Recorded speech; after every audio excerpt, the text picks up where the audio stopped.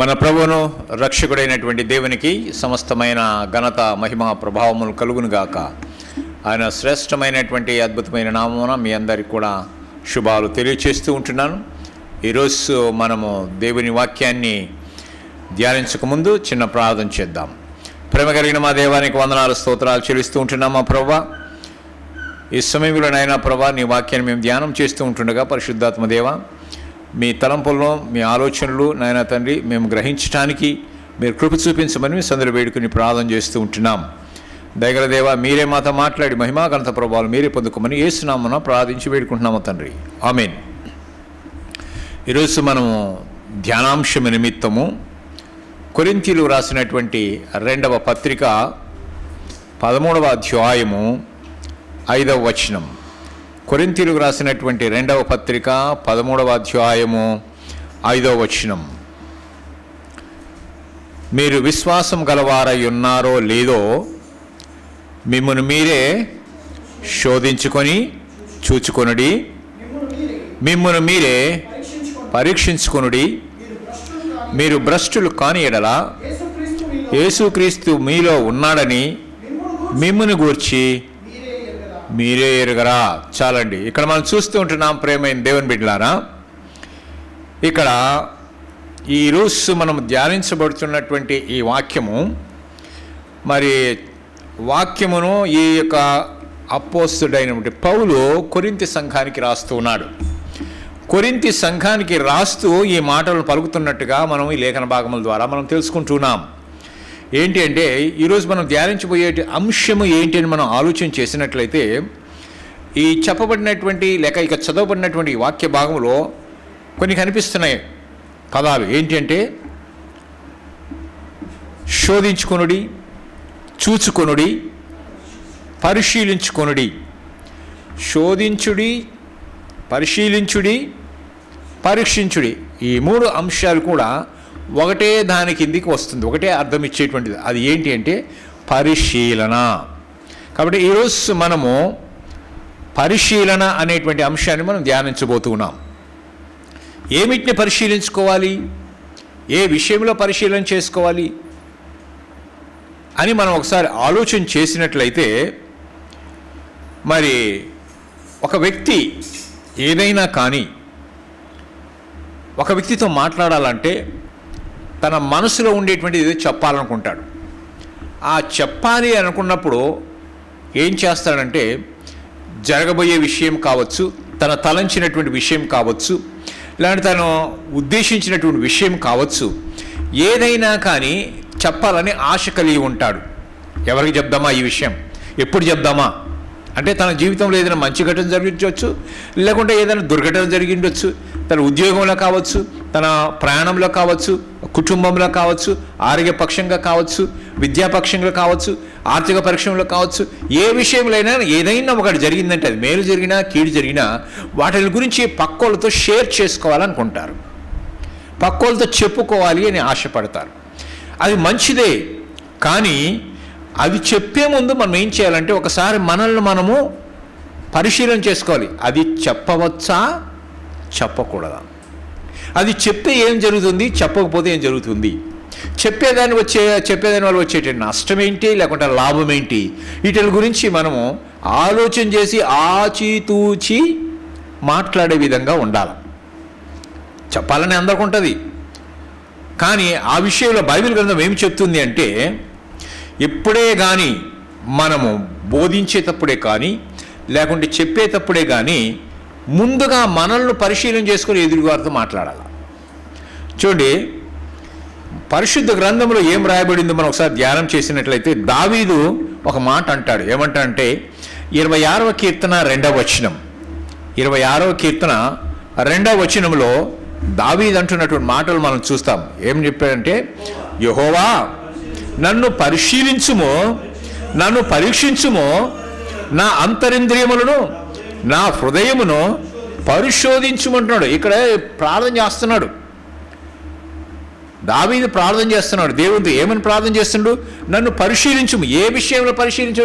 ఏమి పరిశీలించాలా, వేటిని పరిశీలించాలంటే నా అంతరింద్రియములను హృదయములను పరిశీలించు. అంటే నా హృదయములో, నా అంతరంగములో నీకు వ్యతిరేకమైనది, నీకు అయిష్టమైనటువంటిది, నిన్ను బాధ పెట్టేటువంటిది, నిన్ను దుఃఖ పెట్టేటువంటిది ఏదైనా ఉన్నదేమో ఒకసారి నన్ను పరిశీలన చేసి నా జ్ఞాపకం చెయ్యి, వాటిని నేను ఒప్పుకుంటా.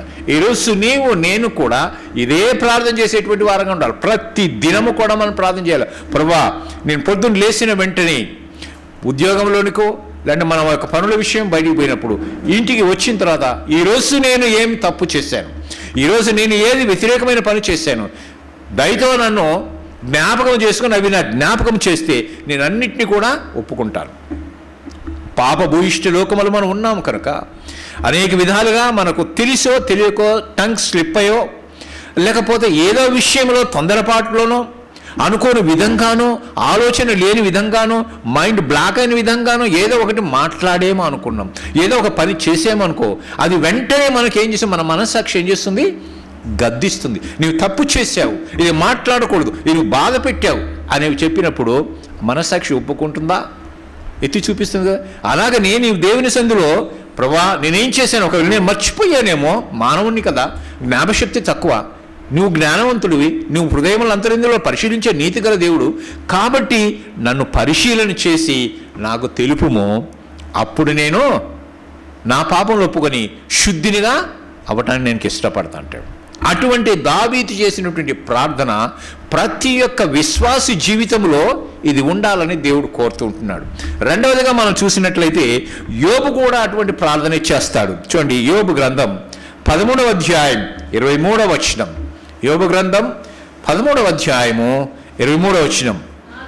నా దోషములెన్ని, నా పాపములెన్ని, నా అతిక్రమములు నాకు, నా పాపము నాకు తెలియచేయుమో. ఇది మనం దేవుని అడగాల్సింది ఏంటి, నేనేం పాపాలు చేశాను, ఎన్ని పాపాలు చేశాను, ఎన్ని దోషాలు చేశాను, ఎన్ని అతిక్రమాలు చేశాను, ఇవన్నీ కూడా నాకు ఒకసారి జ్ఞాపకము చెయ్యి. ఎంత సేవకుడైనా కానీ లేక విశ్వాసి అయినా కానీ అవిశ్వాసి అయినా కానీ ప్రతి ఒక్కరు కూడా ఏదో ఒక చిన్న లోపం, ఏదో ఒకటి సాతాను శోధనలో పడిపోయి తప్పిపోతూ ఉంటాడు. అందుకనే ఇక్కడ యోబు అంటున్నాడు కదా, నేను దేంట్లోనే తప్పిపోయానేమో, నా దోషంలో ఏమిటో చూపించు, నాకెందుకు ఈ శిక్ష, నాకెందుకు ఈ కురుపులు, ఈ యొక్క బాధను భరిస్తున్నాను, నా పిల్లలందరూ చనిపోయారు, నా ఆస్తి అంతా పోయింది, నా భార్య నన్ను దూషిస్తుంది, నా స్నేహితులు కూడా నన్ను దూషించినటువంటి వారుగా ఉంటున్నారు, నా బంధుమిత్రులు అందరూ వదిలిపోయారు, నాకెందుకు ఈ పరీక్ష, నా ఏం చేశాను నేను, నా దోషములు ఎన్నిటి, నా అతిక్రమములేంటి, నాకు చూపించు ప్రభువా, దాన్ని నేను సరి చేసుకుంటా. అటువంటి ప్రార్థన మన జీవితంలో యోబు లాంటి సమస్యలు రావచ్చు, ఇరుకులు రావచ్చు, ఇబ్బందులు రావచ్చు, అనారోగ్య పరిస్థితులు రావచ్చు, ఆర్థిక పరిస్థితులు రావచ్చు, ఎన్ని వచ్చినప్పటికీ కూడా ఇవన్నీ ఎందుకు వస్తాయో అని ఒకసారి ఆలోచించి, ప్రభువా నేను చేసిన దానికి వస్తుందేమో, నేను ఈ అయోగ్యతగా ఉండబట్టి వచ్చిందేమో, కాబట్టి ఆ అయోగ్యతను చూపి ఈ బంధకం నుంచి నన్ను విడిపించు అని ప్రార్థించేటువంటి వారుగా ఉండాలి. కనుక ఆ విధంగా మనము మన హృదయ పరిశీలన చేసుకోవాలి. యేసు ప్రభువు వారు కూడా ఒక మాట అన్నాడు, ఏమంటే మత్తయి సువార్త 7వ అధ్యాయం 1-4 వచనాలు మనం గమనించి చూస్తే, మత్తయి సువార్త 7వ అధ్యాయం 1-4 వరకు మనం చూసినట్లయితే యేసు ప్రభువు వారు అంటున్న మాట ఏంటి కదా, నీ కంటిలో దూలముండగా నీవు నీ సహోదరుని చూచి నీ కంటిలో ఉన్న నలుసును తీసివేయమని చెప్పనేలా, వేషధారి మొదట నీ కంటిలోనున్న దూలమును తీసివేసుకునము, అప్పుడు నీ సహోదరుని కంటిలోనున్న నలుసును తీసివేయటకు నీకు తేటగా కనిపిస్తున్నావు. నీవు లోపల దోషాలు పెట్టుకొని, తప్పిదాలు పెట్టుకొని, అవన్నీ లోపల నింపుకొని బయట నీ ఏలు ఎత్తి చూపిస్తుంటావు. నువ్వు విశ్వాసులు ఎంతకున్నావో నీకు తెలుసు, నువ్వు ఎంత విశ్వాసం కలిగి ఉన్నావో తెలుసు, కానీ నీ విశ్వాసం ఎంత అని మనం ఇతరుని ఎత్తి చూపిస్తాం. మనం తప్పు చేస్తుంటాం, మనం తప్పును కప్పుపుచ్చుకోవడానికి నీవు చెప్తున్నావు తప్పు అంటావు. అంటే ఇట్లా చూపించేదాని వల్ల ఏమవుతుంది, ఒకవేళ నీవు అని చూపిస్తున్నావు అంటే 3 వేలు ఏం చూస్తాయి కదా, నీకెళ్ళి చూపిస్తుంది, నువ్వు ఉన్నావు ముందు చూసుకో. ఇదే అంటే మీరెందుకు కొట్లాడతారు, నేను చూస్తున్నాను మీ ఇద్దరిని అంటాడు దేవుడు కదా. కనుక ప్రేమైనటువంటి దేవుని బిడ్డలారా, ఇక్కడ తప్పులు పెట్టుకొని తప్పులు వెదికేటువంటి వారుగా ఉంటారు. చాలా మానవ నైజమే, అది మానవుని యొక్క నైజమే అది ఎప్పుడు కూడా. అందుకని అంటుంటాం కదా, తప్పులెన్ను వారు తండోపతండములంట, కానీ వాళ్ళు తప్పులు వారు ఎరగరు. కానీ చెప్పేవన్నీ నీతి బోధలే, చేసేవన్నీ తప్పుడు పనులే. చెప్పడం వరకేమంది, ఆచరించటం మనకు లేదు అనే మనస్తత్వం అనేది తీసివేయాలని దేవుడు చెప్తున్నాడు. అందుకనే మొదట నీలో ఉన్న దూరాన్ని తీసేసుకో, తర్వాత ఎదుటిలో మనిషిలో ఉన్నట్టు, ఎందుకని దూరం తీసేసి క్లియర్ అయిపోద్దిగా. ఈ క్లియర్ అయినప్పుడు అతని కంట్లో ఉన్న నలుసు ఏందని క్లియర్ కనిపిస్తుంది. అప్పుడు తప్పు అంటే నీవు పరిశుద్ధంగా ఉండు, నీ చూపును సరిచేసుకో, నీ తలంపును సరిచేసుకో, నీ జీవితాన్ని నీ బ్రతుకును సరిచేసుకో. తర్వాత బయట ఉన్న వాళ్ళని నీవు చూపించడానికి నీకు అవి తేటగా కనిపిస్తాయి. అప్పుడు ఎదుటివాడు మనం అంటాడు, నాకేం చెప్తావు, ముందు నువ్వు చూసుకో అనకుండా. లేకపోతే మనం అంటే ఏమంటాడు, నాకేం చెప్పేది, నువ్వు చేస్తలేవు, నువ్వు చేసి నాకు చెప్తావు, నువ్వు చేయకుండా నాకు చెప్పు, అప్పుడు నేను ఏంటా అంటాను.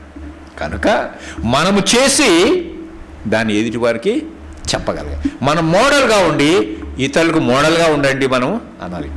స్కూల్లో పోయినప్ప బోర్డు మీద మ్యాథ్స్ చెప్తుంటారు, లేకపోతే ఫిజిక్స్ బోధిస్తూ ఉంటారు. ఇవి చెప్తూ ఉన్నప్పుడు కొన్ని ఫార్ములాస్ చెప్తారు, అనే కదా. ఆ ఫార్ములా చెప్పినప్పుడు దీని ప్రకారం ఇది చెయ్యండి. టెక్స్ట్ బుక్లో ఇస్తాడు ఒక మోడల్, దాని ప్రకారమే చెయ్యాలి. ఆ మోడల్ లేకపోతే ఈయన చేయలేడుగా. కనుక మోడల్ అనేది కావాలి. కనుక మన జీవితంలో యేసు ప్రభువును మోడల్గా పెట్టుకోవాలి, అంటే ఆయన మాదిరిగా పెట్టుకోవాలి. అపోస్తలుడు పౌలు ఏమన్నాడు, నేను క్రీస్తును పోలి నడుచుకున్న ప్రకారము మీరును నన్ను పోలి నడుచుకో. అంటే నేను క్రీస్తును పోలి అని అంటే నేను క్రీస్తులాగా నేను ఒక మోడల్గా ఉన్నాను. You must be a model. ఏ మోడల్? రోల్ మోడల్ అన్నారు కదా. ఆ మోడల్ జీవితం మన జీవితం. అంటే మనల్ని చూసిన వాళ్ళు చూసి నేర్చుకోవాలి. అప్పుడు అంటాడు, అరే వాడిని చూసి బుద్ధి తెచ్చుకోవాలంటావు. అంటే ఆయన చూసి నువ్వు వాడు మోడల్గా ఉన్నాడు, ఆయన చూసి నువ్వు నేర్చుకో.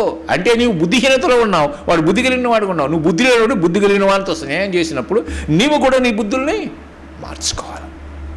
కనుక ప్రేమైన దేవుని బిడ్డలారా, మరి ఈ విషయం చెప్తూ ఉంటున్నప్పుడు దాన్ని ఇంకొక ఉదాహరణ తీసుకున్నాడు.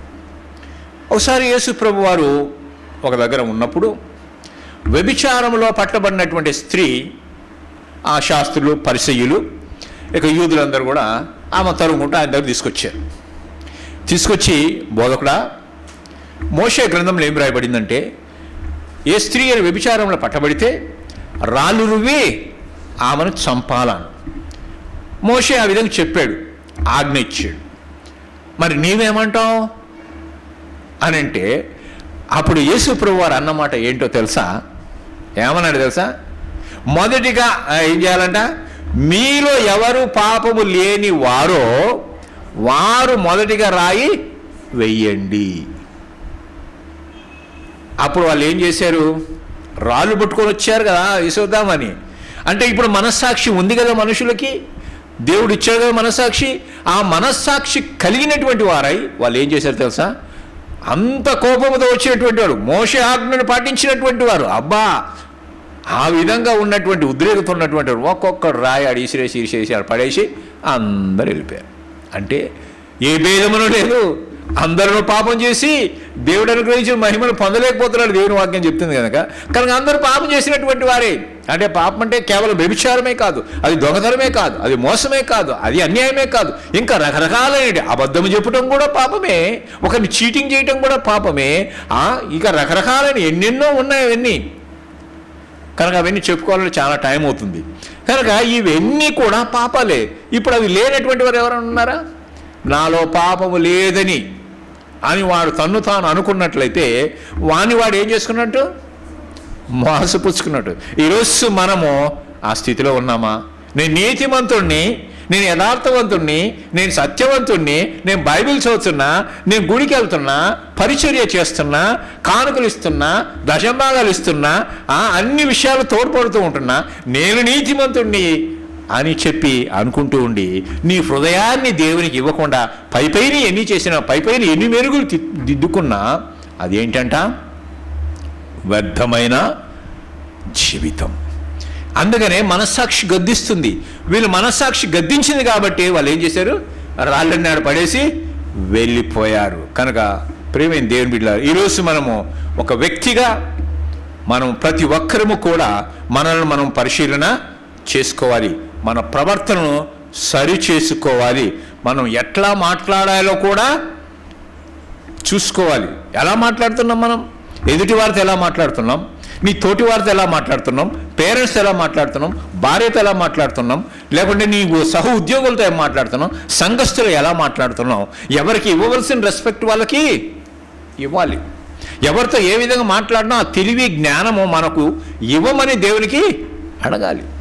అంతే కదా, అడిగేటువంటి వారంగా ఉండాలి. కుటుంబ సభ్యుల విషయంలో కూడా మనం ఎలా ఉంటున్నాం, ఎలా చూసుకుంటున్నాం, భర్త భార్యను ఏ విధంగా చూసుకుంటున్నాడు, లేకపోతే భార్య భర్తను ఏ విధంగా చూసుకుంటుంది, లేకుంటే పిల్లలు తల్లిదండ్రులకు ఏ విధంగా వాళ్ళు ప్రవర్తించి లోబడుతున్నారు, లేకుంటే పిల్లల్ని తల్లిదండ్రులు ఏ విధంగా చూసుకుంటున్నారు, ఇవన్నీ కూడా మనం పరిశీలన చేసుకోవాలి. ఎందుకంటే మన చుట్టుపక్కల ఉన్నటువంటి వారందరూ కూడా మనల్ని గమనిస్తూ ఉంటారు.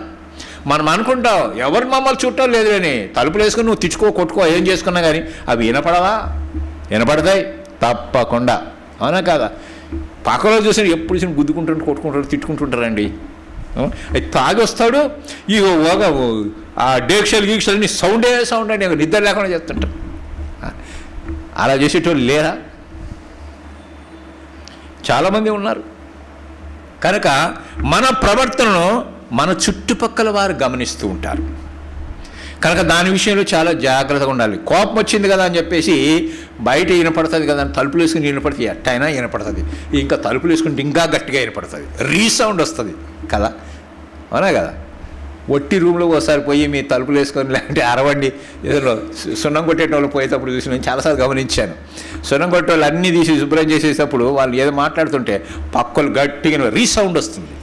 అంటే నీవు కోపంతో మాట్లాడేది ఏమవుతుంది? రీసౌండ్. కనుక ఈ రీసౌండ్ ఎవరంటున్నారు? చుట్టుపక్కల. మళ్ళీ పైకి praise Lord brother, praise Lord sister అంటే పక్కన ఇప్పుడు దాకా ఏంటంటే తిట్టి ఇప్పుడు ప్రైజ్ లార్డ్ అంటుండే, అవునా కదా? వాళ్ళు ఎదురుగా అంటారు, పక్కన పోయి నవ్వుకుంటారు. అప్పుడు మన బ్రతుకు ఎట్లా ఉంటుంది? నవ్వుల పాలు. No, we should not give that chance to anybody. ఎవరికి కూడా అటువంటి అవకాశం ఇవ్వద్దు. వాళ్ళు మనం చూసి భయపడే విధంగా ఉండాలి. అమ్మో, దేవుని సేవకులు, దేవుని భయభక్తులు కలిగినటువంటి కుటుంబం, మనము వాళ్ళలాగా ఉండాలని చెప్పి మన చుట్టుపక్కల వారు మనల్ని చూసి నేర్చుకోవాలి. కానీ వాళ్ళని చూసి మనం నేర్చుకునేటువంటి పరిస్థితిలోకి వెళ్ళిపోతే దిగజారిపోయే పరిస్థితిలో ఉండకూడదు. కనుక మనం ఏం చేయాలంటే ఈ విషయాలలో జాగ్రత్తగా ఉండాలి అని జ్ఞాపకం చేస్తూ ఉంటున్నాడు. కనుక మనము పరిశీలన చేసుకునేటప్పుడు జాగ్రత్తగా ఉండాలి. ఏ విషయాలను మనం పరిశీలన చేసుకోవాలి అని అంటే ఒక 6 అంశాలు మేము ముందు పెట్టాలని ఆశపడుతున్నాను. ఏ విషయాలంటే మొట్టమొదటిగా మన ప్రవర్తన విషయంలో మనం పరిశీలన చేసుకోవాలి. ప్రవర్తన విషయంలో మనం ప్రతి విషయంలో మనము ఏ విధంగా ప్రవర్తిస్తున్నామో చూసుకోవాలి. దావీదు ఒక మాట అంటాడు, ఏమంటాడంటే 119వ కీర్తన 59వ వచనం, 119వ కీర్తన 59వ వచనం, నా మార్గములో నేను పరిశీలన చేసుకొంటిని, నీ శాసనముల తట్టు మరలుకొంటే. ఇప్పుడు అర్థం చెప్పండి, ఇక్కడ నా మార్గమును నేను పరిశీలన చేసుకొంటిని, నీ శాసనం తట్టు మరలుకొంటిని అంటే మరలుకోక ముందు ఏమైపోయింది? తను పరిశీలన చేసుకుంటే తప్పులు ఉన్నాయని తెలిసింది. నేను తప్పులు చేశాను కనుక వాటిని సరి చేసుకొని నీ వాక్యంతో వైపు తిరిగాను. ఏ మానవుడు కూడా తప్పు లేనటువంటి వాడు కాదు, ప్రతి ఒక్కడు ఉన్నాడు. కనుక ఏం చేయాలి? మనము పరిశీలన చేసుకోవాలి. మార్గము అంటే ఇక్కడ ప్రవర్తన అని అర్థం. ఏదో మార్గంలో చౌరస్తాను నిలబడి ఇటు పోయే దారి అటు పోయే దారి, ఆ మార్గాలు కాదు. ఇది ఏం మార్గం? సత్య మార్గం, ప్రవర్తన అనేటువంటి మార్గం. నీ ప్రవర్తన జాగ్రత్తగా చూసుకోవాలి, మన ప్రవర్తన ఏ విధంగా ఉంది అని చెప్పేసి అని. కనుక ఈరోజు మనం తెలుసుకోవాల్సింది ఏంటంటే మన ముందుగా మనం పరిశీలన చేసుకోవాలి. మన జీవితంలో పరిశీలన చేసుకోవటము చాలా అవసరం, అవునా కదా? ఎలాగున్నాము అని చెప్పేసి అని. ఇది ఒకటోది. రెండవది మనం చూస్తే మన విశ్వాసాన్ని పరిశీలన చేసుకోవాలి. మన విశ్వాసము ఎలాంటిది, ఎంత గొప్పది, ఎంత లోతైనది, అది దృఢ విశ్వాసంగా ఉందా, అల్ప విశ్వాసంగా ఉందా, గొప్ప విశ్వాసంగా ఉందా, ఎటువంటి విశ్వాసం మనం కలిగి ఉన్నాం? ప్రతిరోజు కూడా మనము విశ్వాసముతో దేవుణ్ణి ప్రేమించి వెంబడించేవారుగా ఉన్నామా, లేదంటే విశ్వాసం లేనటువంటి వారుగా ఉంటూ ఉన్నామా? బైబిల్ గ్రంథంలో యేసుప్రభు వారి విశ్వాసం గురించి ఏం చెప్పాడంటే ఇప్పుడే విన్నాం. ఏమని? ఆవగింజంత విశ్వాసం ఉంటే ఈ కొండ ఎత్తబడి సముద్రంలో పడవేయబడినంటే పడవేయబడుతుంది అన్నాడు. అంటే అట్టి విశ్వాసముతో ప్రార్థన. ఒక ఆమె నా విశ్వాసాన్ని నేను పరీక్ష చేసుకుంటా. ఏం చేసిందంట? నా విశ్వాసాన్ని నేను పరీక్ష చేసుకుంటా, నేను ఎంత పవర్ఫుల్లో నేను విశ్వాసంలో అని చెప్పేసి అని ముందు రాయిపెట్టుకుందంట. రాయిపెట్టుకుని ఏం చేస్తుందంట? ఇక ప్రార్థన చేస్తూ ఉంది. ప్రభువా, నీ వాక్యం చెప్పినట్టుగా విశ్వాసంతో ప్రార్థన చేస్తే ఈ కొండ ఎత్తబడి సముద్రం పడవేయబడుతాను, ఈ కంబల చెట్టు ఎత్తబడి అక్కడ పోయి నాటపడమంటే నాటపడుతుందని నీ వాక్యంలో నువ్వు చెప్పావు కనుక నేను ఈ రాయి ఎత్తి అక్కడ పడాలని చెప్పేసి నేను ప్రార్థన చేస్తున్నా అని అంటుందంటే ఒక కన్ను తెరిచి చూస్తుందంట. ఒక కన్ను మూసుకుని అనే ధ్యాస అంత ఏడుంది ఇప్పుడు, రాయి మీద ఉంది కానీ దేవుని మీద లేదు. ఇదే విశ్వాసం అంటే. విశ్వాసం అంటే నిరీక్షింపబడు వాటి యొక్క నిజస్వరూపం. అదృశ్యమైనవి ఉన్నవి అనుటకు ఏమైనాయి? నిజస్వరూపమైంది కదా, ఉన్నాయని నమ్మాలి కదా. అలాగా ఆవగింజంత విశ్వాసం ఉంటే ఇది తీసి అందులో పడవేడాలని కదా. ఈరోజు మనకు ఎంతమందికి అటువంటి విశ్వాసం ఉంది? కొండంత విశ్వాసం ఉండాలా? దేవుడు ఏమన్నాడు? ఆవగింజ ఉంటే చాలడు. మనం కొండంత ఎడ పెడతాం? ఇంతే పెట్టలేము, ఇంత పెడతామా? ఇంత పెట్టలేరుగా బాబు, ఇంత పెట్టండి దేవుడు అంటున్నాడు. కానీ ఆ ఇంత కూడా మనం పెట్టాం. చూసే అటువంటి బ్రతుకు మనం ఉండకూడదు. విశ్వాసములో ఎదిగినటువంటి వారు, విశ్వాసముతో ఎదుర్కొన్నటువంటి వారు, విశ్వాసముతో పరీక్షను జయించినటువంటి వారిని కూడా బైబిల్ గ్రంథంలో మనం చూస్తాం. విశ్వాసముతోనే పేతురు సముద్రం మీద నడిచాడు. ఆదిమ క్రైస్తవులు విశ్వాసులుగా తీర్చబడిన అంత్యోకయలో మొట్టమొదటిగా శిష్యులు ఏమని పిలువబడ్డారు? క్రైస్తవులని పిలువబడ్డారు. క్రైస్తవులుగా ఉన్నటువంటి వారు వాళ్ళ విశ్వాసాన్ని బలపరుచుకోవటానికి వారు ఏం చేశారంటే వాళ్ళకి ఎన్ని శ్రమలు వచ్చినా కానీ సహించారు. సింహాల బోర్లు వేసినా వాళ్ళు ఓర్చుకున్నారు. వాటిలన్నిటి ప్రాణాల సైతం వారు అర్పించేశారు. అప్పటి కాలంలో అప్పుడున్నటువంటి యొక్క రాజుల కాలంలో ఏం చేశారంటే విశ్వాసులు చాలా హింసించేసి వాళ్ళు ఏం చేశారంటే ఆ సింహాల్లోకి కూడా వదిలివేసేటువంటి వారు. అంత భయంకరంగా అయినా వాళ్ళు ఏమన్నా భయపడ్డారా? దేవుని కోసం నిలబడ్డారు. కనుక ఈరోజు నీవు కూడా దేవుని కోసం నిలబడేటువంటి విశ్వాసిగా ఉండాలి. ఉంటున్నావా? అటువంటి విశ్వాసం నీలో ఉందా? విశ్వాసాన్ని బట్టి సింహ బోన్లు వేసినప్పుడు వారు ప్రాణాలు అర్పించారు. కనుక దేవుని వాక్యం ఏం చెప్తుందంటే విశ్వాసము లేకుండా దేవునికి ఇష్టుడై ఉండుట అసాధ్యమైన వాక్యం చెప్తుంది. కనుక విశ్వాసంతో దేవునిలో ఉన్నావా? ఎంతవరకు ఉన్నావు? మనం ఒకసారి ఆలోచించుకోవాలి, పరిశీలన చేసుకోవాలి. రోమీయులకు రాసిన పత్రిక 12వ అధ్యాయం 3వ వచనం. రోమీయులకు రాసిన పత్రిక 12వ అధ్యాయం 3వ వచనం చూస్తే తన్ను తాను ఎంచుకొన దానికంటే ఎక్కువగా ఎంచుకోవద్దంటున్నాడు. తన్ను తాను ఎంచుకొన దగిన దానికంటే. మనం అనుకుంటాం నేనే విశ్వాసి, నాకన్నా గొప్పవాడు ఎవరు లేరు, నేనే చదువుకున్నోడిని, నాకన్నా గొప్పవాడు ఈ చదువుకున్నోడు ఎవరు లేడు, నేనే మంచి ఉద్యోగాలు ఉన్నా, నాకన్నా గొప్ప ఉద్యోగం చేసేవాడు లేడు అనేటి విధంగా కాకుండా ఎదుటి వారిని ఏం చేయాలంటే వాళ్ళు నాకన్నా గొప్పవారు, నాకన్నా విశ్వాసంలో వాళ్ళు గొప్పవారని మనల్ని తగ్గించుకోవాలి. తన్ను తాను తగ్గించుకునేవాడు హెచ్చించబడును అంటాడు. ఇప్పుడే కానీ ఒక విశ్వాసి జీవితంలో తగ్గింపు అనేది ఉండాలి. ఏముండాలి? విశ్వాస జీవితం ఎప్పుడైతే తగ్గింపు కనిపిస్తుందో పక్కల్లో గమనిస్తారు. ఇంత హోదా ఉన్నప్పటికీ, ఇంత చదివి ఉన్నప్పటికీ, ఇంత అందం ఉన్నప్పటికీ, ఇంత ఉన్నత స్థితిలో ఉన్నప్పటికీ ఇంత తగ్గించుకొని చేస్తున్నంటే నిజంగా ఇతని దేవుడే కుమారుడే, ఇతని విశ్వాసే అంటారు. ఏమి లేనివాడు ఏం చేస్తాడంట? ఆడపోయి ఆర్డర్ వస్తాడు, అది చెయ్యి ఇచ్చేయి ఇచ్చేంటాడు. ఎవరి మీద ఆర్డర్ ఇస్తుండు? బాగా ఉన్నానికి ఆడే తర్వాత తెలుస్తుంది వీడికి వానికన్నా వీడు ఎంత గొప్పోడు అని. అవునా కదా? కనుక ఏ విశ్వాసైనా కానీ తగ్గించుకోవాలని దేవుడు జ్ఞాపకం చేస్తూ ఉంటున్నాడు. మరి దేవుడు విశ్వాసానికి ప్రతి వ్యక్తిలో వానికి ఒక పరిమాణం అనేది ఉంటుంది. వారి పరిమాణాన్ని బట్టి దేవుడు ఈవులను అనుగ్రహిస్తూ ఉంటాడు. కనుక అది మనం జ్ఞాపకం చేసుకోవాలి. కనుక దేవుని యొక్క కృపను బట్టి మీరు ప్రతి వాని విషయంలో కూడా ఎదుటి వ్యక్తిని హెచ్చుగా హెచ్చించేటువంటి వారుగా, హెచ్చుగా అనుకునేటువంటి వారుగా ఉండాలి. నేను వాళ్ళ ముందు నేను అంతలేండి అన్నట్టు. అవునా కదా? అనుకోవాలి. బాప్తిసం ఇచ్చి యోహాను యేసు ప్రభువుని గురించి ఏం చెప్పాడు?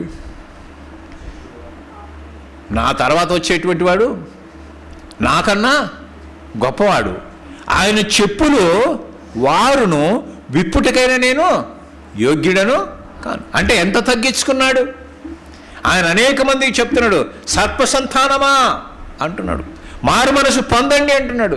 అంతమంది బాప్తిసం ఇచ్చినటువంటి వాడు యేసు ప్రభువుని చూసి ఏమంటాడు? నువ్వు నాతో బాప్తిసం పొందావు, నేనే నీతో బాప్తిసం పొందాల్సి, నువ్వు నాకు బాప్తిసం ఇస్తున్నావా అంటున్నాడు. కనుక ప్రేమైన దేవుని బిడ్డలారా, ఆ విషయంలో మనం జ్ఞాపం చేస్తాం. ఎప్పుడే కానీ ఎదుటి వ్యక్తిని మనకన్నా ఉన్నతమైన వారుగా మనము ఆలోచించాలి. మూడవదిగా చూసినట్లయితే దేవుని వాక్యం విని దాని ప్రకారం నడుచుకునేటువంటి వారుగా ఉన్నామా లేదా అని పరిశీలన చేసుకోవాలి. యాకోబు పత్రికలో మనం చూస్తాం 1వ అధ్యాయం 23వ వచనంలో ఏమంటే, ఎవడైనా కానీ వాక్యము వినువాడయ్యుండి దాని ప్రకారము ప్రవర్తింపని వాడయి ఉంటాడు. ఎవడు?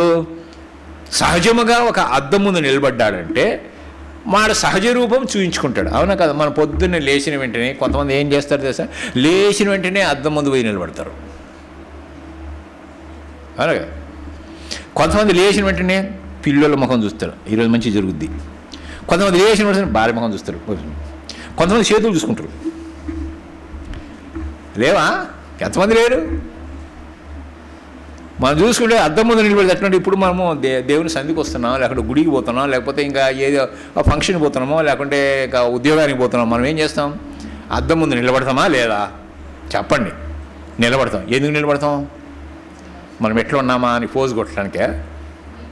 నీట్గా ఉన్నామా లేదా అంటే తల మంచిగా దూకున్నామా, గుండెలు సరిగి పెట్టుకున్నామా, పౌడర్ ప్యాచ్లు ఉందా, మంచిగా ఉందా, ఇవన్నీ చూసుకుంటాం. అంటే ఇవి ఏం చూపిస్తుంది అద్దం మనకి? ప్యాచ్లు ఉంటే ప్యాచ్లు చూపిస్తుంది, కంటి పుష్ ఉంటే కంటి పుష్ చూపిస్తుంది, పాపడు పక్కకు పోతే పక్కకు పోయి చూపిస్తుంది. అప్పుడు దాన్ని ఇట్లా పోయిందా అట్టాని ఇట్టిట్టని దూకుంటాం. అవునా కదా? అంటే ఈ సహజ రూపములో ఏమి లోపాలు ఉన్నాయో ఆ యొక్క అద్దం మనకి చూపిస్తుంది. కనుక ఇక్కడ చెప్పేది ఏంటంటే దేవుని యొక్క వాక్యము అద్దము వంటిది. సో ఈ అద్దము కనుక దేవుని యొక్క వాక్యము దేవుని యొక్క సన్నిధి వంటిది. అంటే దేవుని సన్నిధిలో దేవుని యొక్క వాక్యములో మనల్ని ఒకసారి చూసుకుంటే, ఆ వెలుగులో ఆ అద్దములో మనం చూసుకుంటే మనలో ఉన్న లోపాలన్నీ కూడా కనిపిస్తాయి. ఎప్పుడన్నా ఆ విధంగా ప్రయత్నం చేశారా? ఒక ప్రయత్నం చేసింటారులే, ముందు వచ్చే ముందు తల దూకునేది, బట్టలు వేసుకునేది, ఆ ప్రయత్నం చేసింటారు. కానీ దేవుని సన్నిధిలో వీళ్ళు అనుకున్నట్టుగా దేవా నాలో ఏముంది పరిశీలన చేసుకోవడానికి చూయించు అని చెప్పేసేటువంటి ఆ తపన ఉందా?